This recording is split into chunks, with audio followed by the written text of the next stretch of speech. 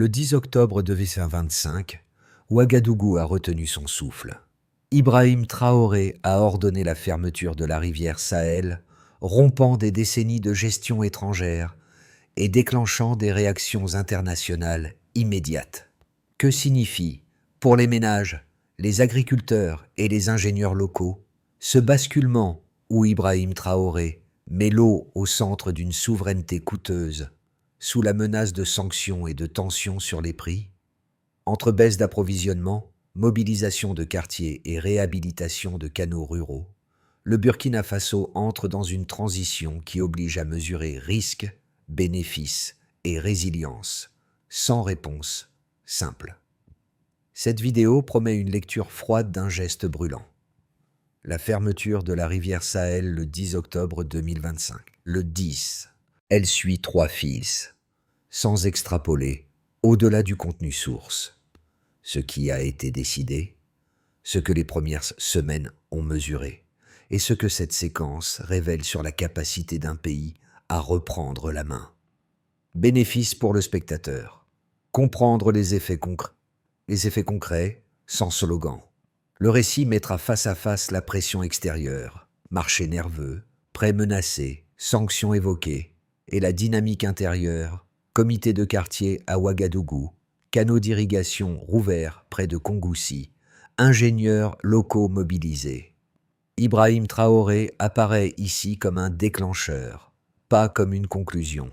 L'intérêt est de voir comment une décision technique devient un test social et économique. Dans cette logique, chaque chiffre cité sera expliqué en une phrase courte, et chaque scène de terrain servira à relier l'abstrait au vécu, avant d'ouvrir 3 scénarios à 6-12 mois, sans jamais inventer de nouveaux faits.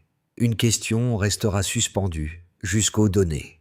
La souveraineté hydraulique peut-elle s'installer sans aggraver la vulnérabilité quotidienne?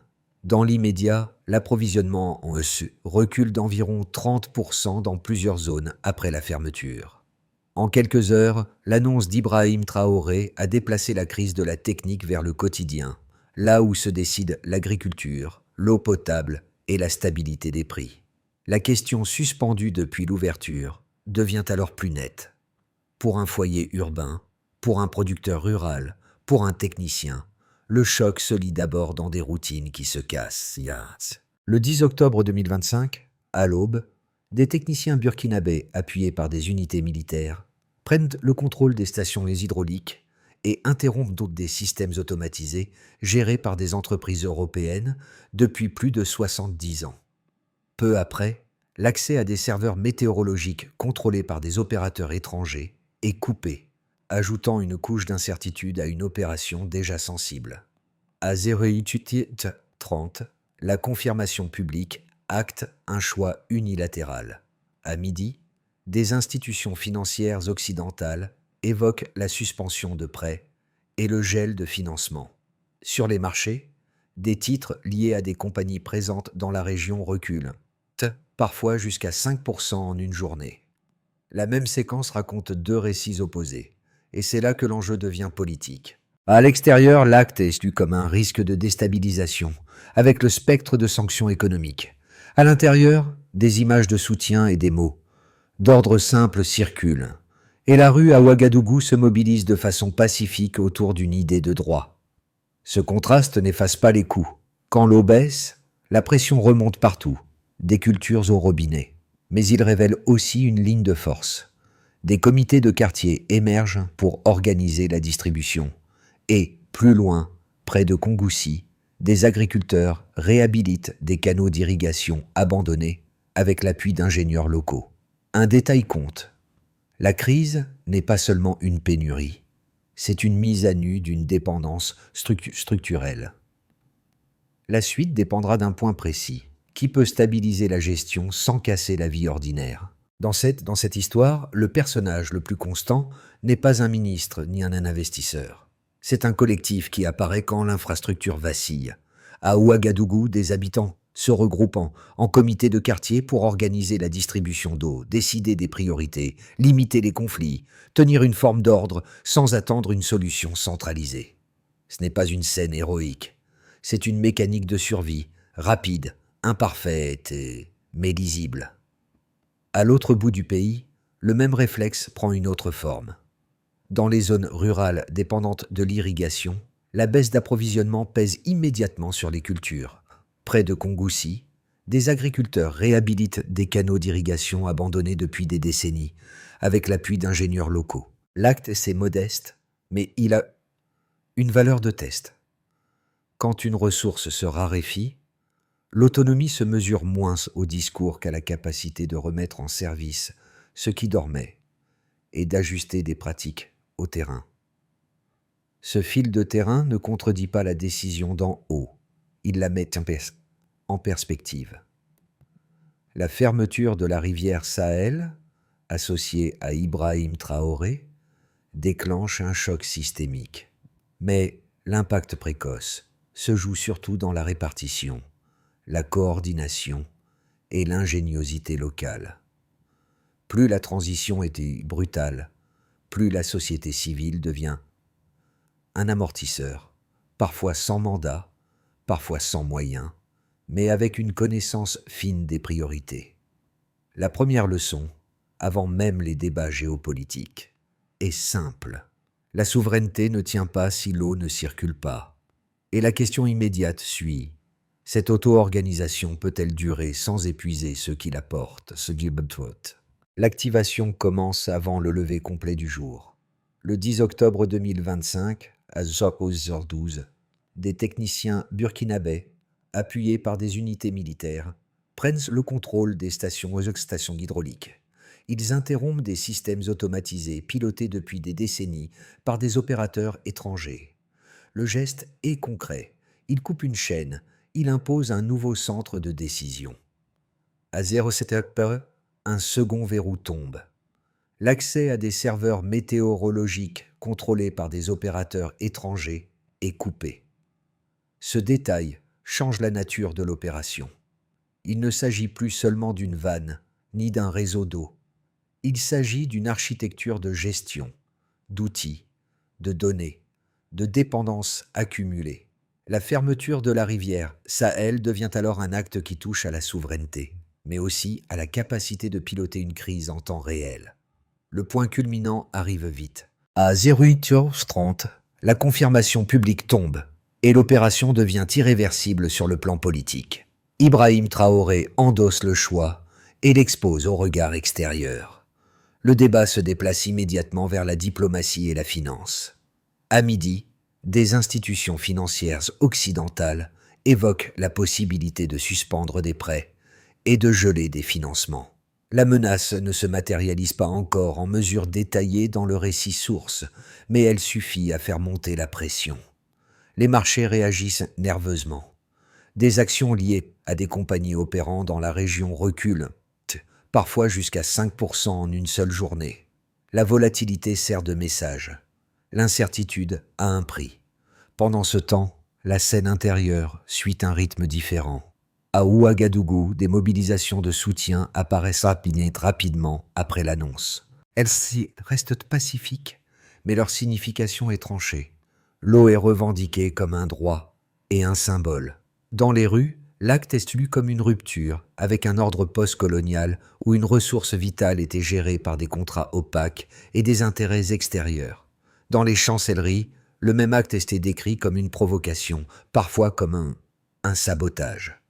Deux narrations se superposent, et aucune ne suffit à elle seule à décrire l'impact réel. Les répliques arrivent ensuite, moins spectaculaires, mais plus durables. Dans les premières semaines, la baisse de l'approvisionnement en eau atteint 30 dans plusieurs zones rurales et urbaines. Le choc se propage vers l'agriculture, la vie quotidienne et l'accès à l'eau potable. Des initiatives locales tentent d'amortir la pénurie. Comité de quartier pour la distribution, réhabilitation de canaux d'irrigation près de Kongoussi. Cette réponse n'efface pas la contrainte. Elle la rend seulement gérable, partiellement, à court terme. À 16h, la tension géopolitique était déjà palpable. Des réunions d'urgence sont convoquées à l'étranger pour évaluer les conséquences. Les entreprises présentes sur les rives réévaluent leur position. Le pays, longtemps perçu comme périphérique, devient le point focal d'un débat mondial sur la souveraineté des ressources naturelles. Reste un nœud impossible à contourner. Quand un système était contrôlé de l'extérieur, que vaut une reprise de contrôle si l'infrastructure révèle sa fragilité au même instant? D'un système piloté de l'extérieur, l'approvisionnement en recule de 30% dans plusieurs zones du pays. Cette baisse signifie moins d'eau disponible, donc des arbitrages quotidiens plus durs, immédiatement perceptibles dans les foyers, les champs et les services urbains. Ce premier indicateur ne décrit pas seulement une pénurie, il met au jour une dépendance technique longtemps normalisée. Pendant des décennies, la gestion de la rivière Sahel s'est appuyée sur des infrastructures, des automatismes et des procédures conçues et opérées par des acteurs étrangers, puis intégrées au fonctionnement local. Lorsque la fermeture est ordonnée, la continuité n'est plus assurée par les mêmes opérateurs, ni par les mêmes outils. La rupture rend visible des fragilités qu'un régime stable masquait, maintenance différée, pièces spécifiques, compétences concentrées hors du pays et accès limité à des données nécessaires pour anticiper les variations et ajuster la distribution. Les données des premières semaines suggèrent ensuite un effet en cascade. L'eau disponible diminue, l'irrigation devient incertaine. La production agricole se tend, puis l'offre de certains produits se contracte. Dans ce contexte, la question n'est pas seulement combien manque-t-il, mais où manque-t-il d'abord et qui absorbe le choc.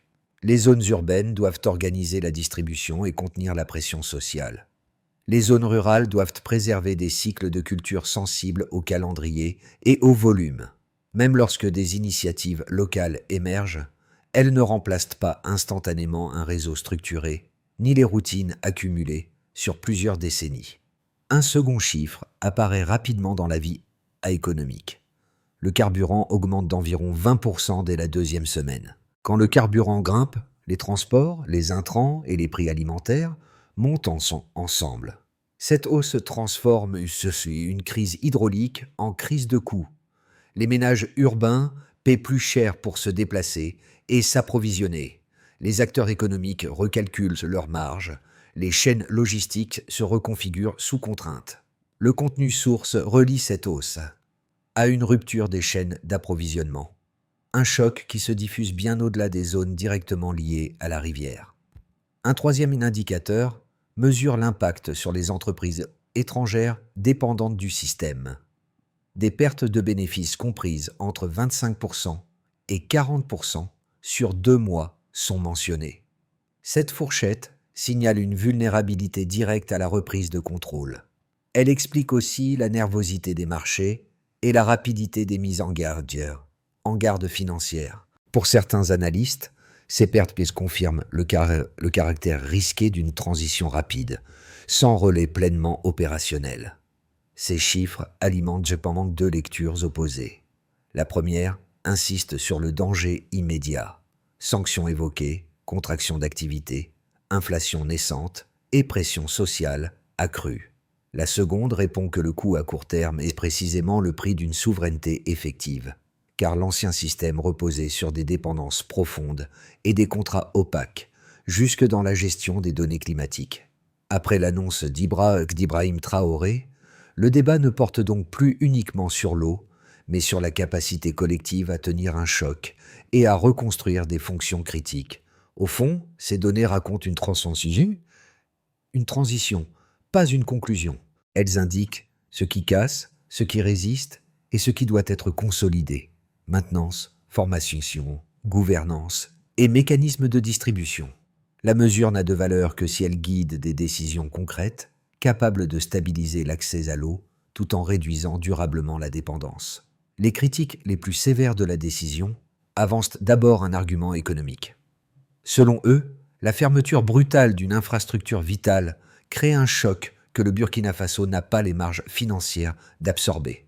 La baisse de l'approvisionnement désorganise l'agriculture, déjà vulnérable, et la hausse du carburant renchérit l'ensemble des coûts logistiques.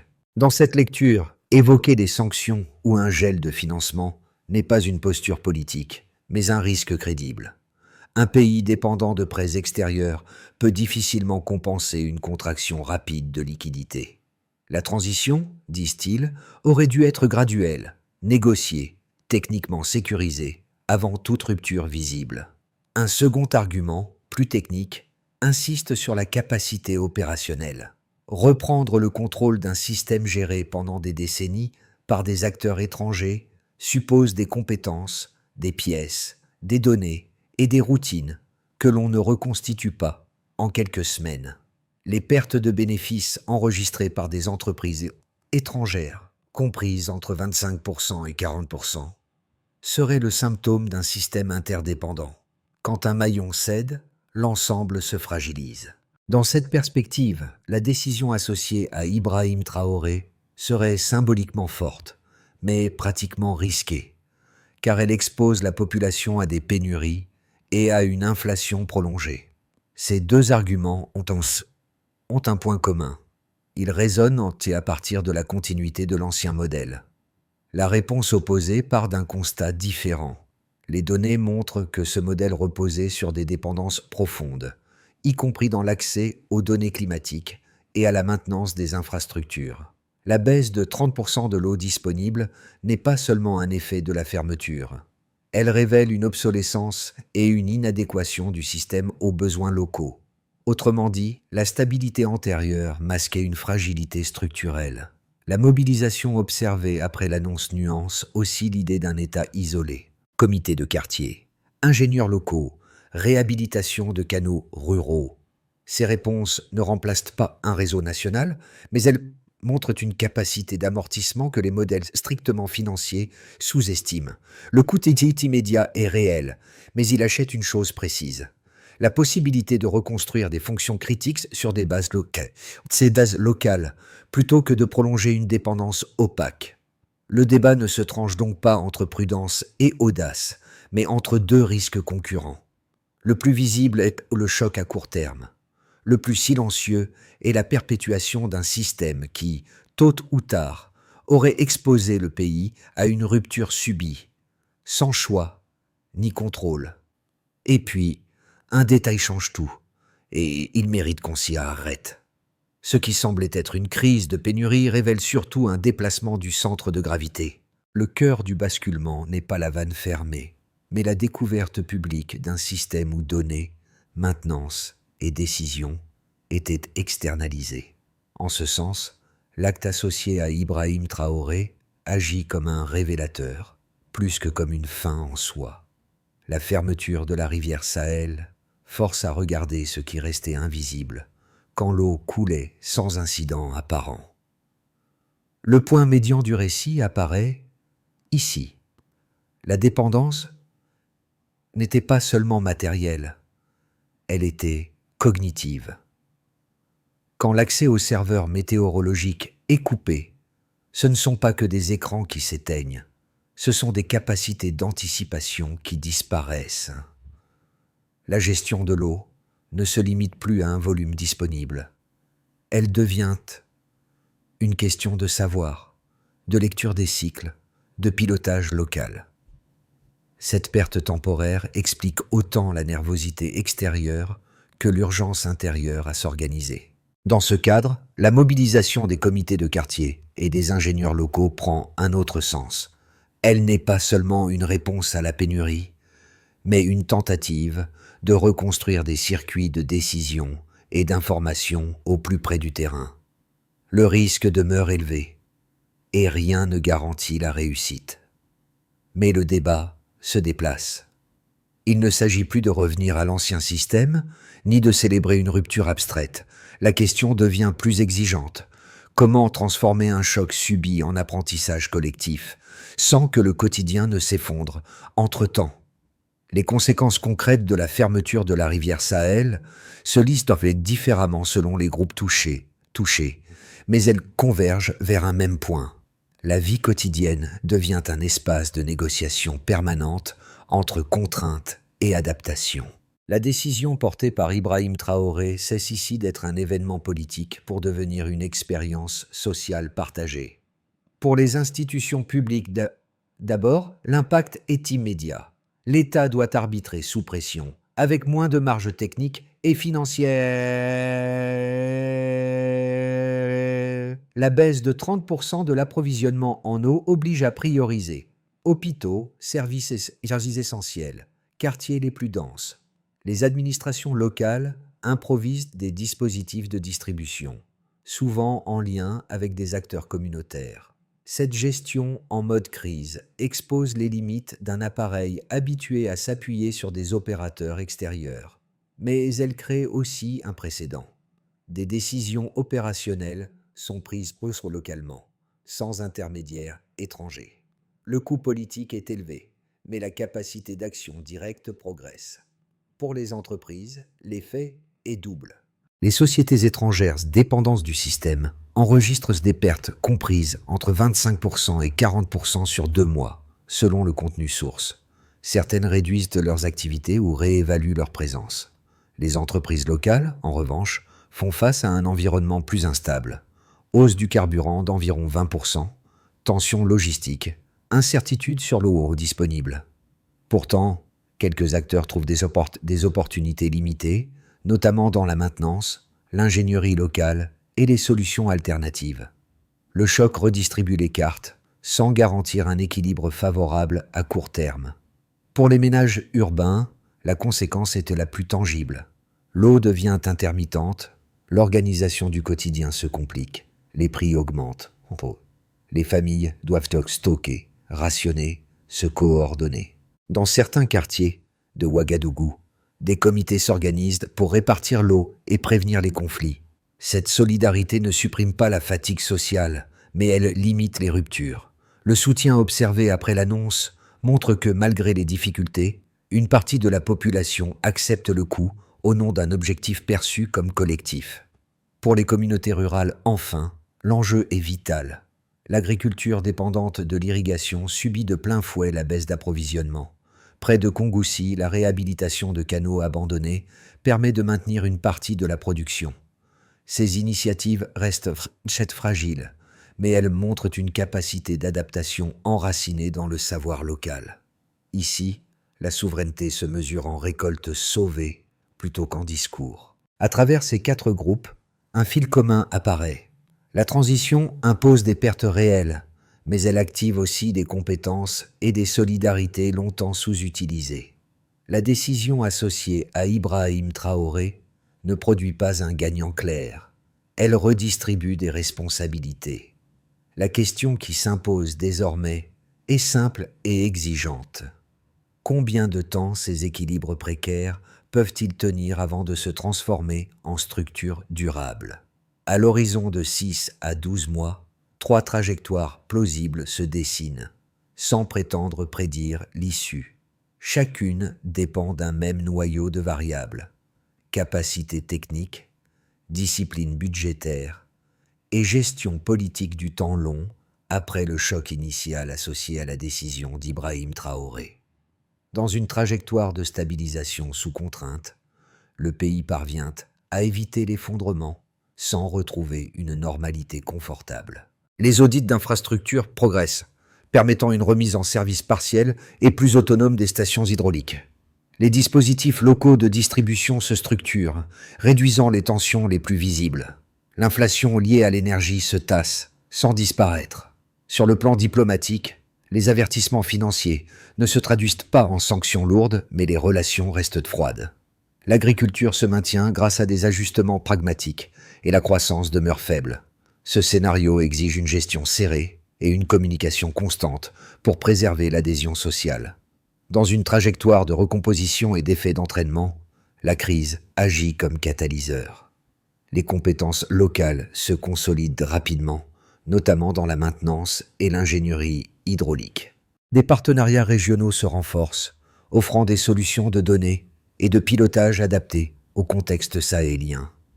Les initiatives communautaires sont intégrées dans des cadres publics plus lisibles.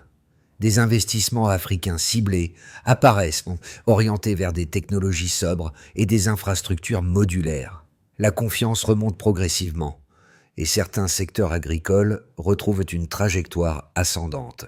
Ce scénario suppose une coordination efficace et une capacité à transformer l'urgence en planification. Dans une trajectoire d'enlisement et d'isolement, les pannes s'accumulent, les coûts persistent et les tensions sociales s'aiguisent. Les pressions financières se durcissent, limitant l'accès aux ressources extérieures. Les initiatives locales s'essoufflent faute de relais et la fatigue collective s'installe. L'agriculture recule davantage, accentuant les vulnérabilités. La décision initiale reste symboliquement forte, mais ses bénéfices tardent à se matérialiser. Une recommandation de lecture traverse ces scénarios. Si les capacités techniques montent plus vite que la conflictualité politique, la transition gagne du temps. Si l'inverse se produit, le risque d'usure augmente. La variable décisive n'est pas le geste passé, mais la cohérence des choix à venir. Au-delà des chiffres et des scénarios, la crise touche des trajectoires humaines distinctes, qui donnent chair à une décision souvent décrite de façon abstraite. 3 groupes illustrent cette translation du politique vers le vécu. Pour les jeunes urbains, la fermeture de la rivière Sahel s'inscrit dans un quotidien déjà contraint. Les coupures d'eau et la hausse des prix compliquent l'accès aux études, au travail et aux services de base. Pourtant, cette génération transforme partiellement la contrainte en engagement. Des réseaux informels s'organisent pour la distribution, l'entraide et la médiation locale. L'acte associé à Ibrahim Traoré devient, pour eux, un repère autour duquel se structure un débat civique concret. Qui décide? Pour qui? Et avec quel coût immédiat? L'incertitude demeure, mais elle s'accompagne d'une réappropriation du discours public. Pour les familles rurales, l'impact est plus direct encore. L'eau conditionne la survie économique. La baisse d'approvisionnement oblige à ajuster les cultures, à prioriser certaines parcelles, à accepter des pertes partielles. La réhabilitation de canaux abandonnés et l'entraide entre exploitations atténuent le choc sans l'annuler. Ici, la résilience n'est pas un slogan. Elle se mesure en récoltes sauvées et en saisons traversées. Pour les techniciens et ingénieurs locaux, enfin, la période marque un basculement professionnel. Ils passent du rôle d'exécutants à celui d'acteurs centraux, chargés de maintenir et d'adapter des systèmes critiques. La pression est forte, les moyens limités, mais la reconnaissance progresse. Leur expérience devient un levier pour réduire, à terme, la dépendance technique. Ces 3 regards convergent vers une même réalité. La transition redéfinit les responsabilités individuelles et collectives. Elle impose des sacrifices, mais elle ouvre aussi un espace d'apprentissage qui n'existait pas auparavant. À ce stade, la discussion quitte le registre du constat pour entrer dans celui des choix opérationnels. Une trajectoire crédible repose sur une séquence de mesures lisibles, capables de transformer l'urgence en transition pilotée, après la décision associée à Ibrahim Traoré. D'abord, un audit complet des infrastructures hydrauliques doit identifier ce qui est immédiatement réparable, ce qui exige une refonte et ce qui peut être abandonné. L'objectif n'est pas la perfection technique, mais la stabilisation rapide des points critiques. Stations clés, réseaux urbains sensibles, zones agricoles à forte dépendance. Ensuite, la formation accélérée de techniciens et d'ingénieurs locaux devient centrale. Il s'agit de transférer des compétences de maintenance, de lecture des données hydriques et de gestion des pannes. Cette montée en capacité réduit la dépendance externe et raccourcit les délais d'intervention, même avec des moyens limités. Puis, des mécanismes clairs de répartition doivent être établis, en associant autorités locales et comités de quartier. La transparence sur les volumes et les priorités limite les tensions sociales et transforme l'auto-organisation observée en dispositif durable. Après cela, la gestion de l'eau nécessite des données fiables. Reconstituer un accès autonome aux données climatiques et hydrologiques, même partielles, permet d'anticiper et d'ajuster, plutôt que de subir des ruptures imprévues. Enfin, travailler avec les pays voisins sur des cadres de gestion transfrontalière offre une marge de sécurité et un partage d'expertise.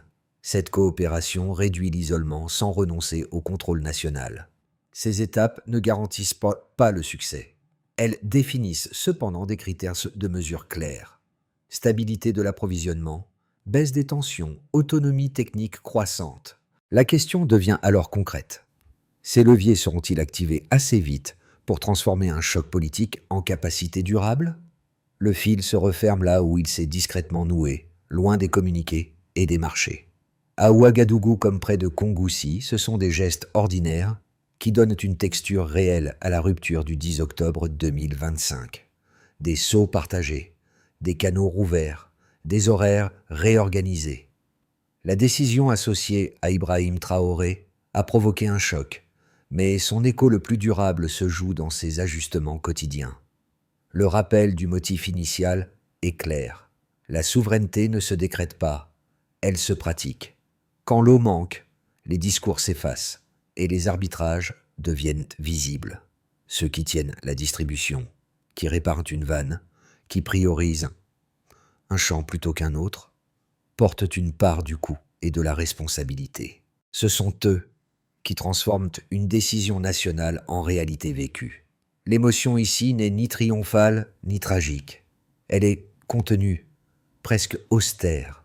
Elle tient dans l'idée qu'un pays souvent décrit par ses fragilités révèle une capacité d'organisation que peu anticipent. Le risque demeure, les pertes sont réelles, mais une ligne a été franchie, celle où l'attente cède la place à l'action. Une phrase s'impose comme point d'ancrage. La souveraineté commence quand le quotidien tient. Tout le reste, diplomatie comprise, se greffe sur cette base fragile mais décisive. La séquence ouverte par la fermeture de la rivière Sahel dépasse désormais le cas d'un seul pays. Elle interroge une idée plus large. Jusqu'où une société peut-elle aller pour reprendre le contrôle d'une ressource vitale sans rompre ses équilibres internes? Le Burkina Faso offre ici un terrain d'observation exigeant, où chaque choix a un coût visible et mesurable. Pour le spectateur, l'enjeu n'est pas d'adhérer ou de condamner, mais de suivre les mécanismes à l'œuvre. Comment une dépendance ancienne devient-elle perceptible seulement quand elle se brise? Quelles formes de solidarité émergent sous pression et lesquelles s'épuisent avec le temps? Ces questions dépassent le contexte sahélien et renvoient à des débats universels sur la souveraineté, la résilience et la gestion des biens communs.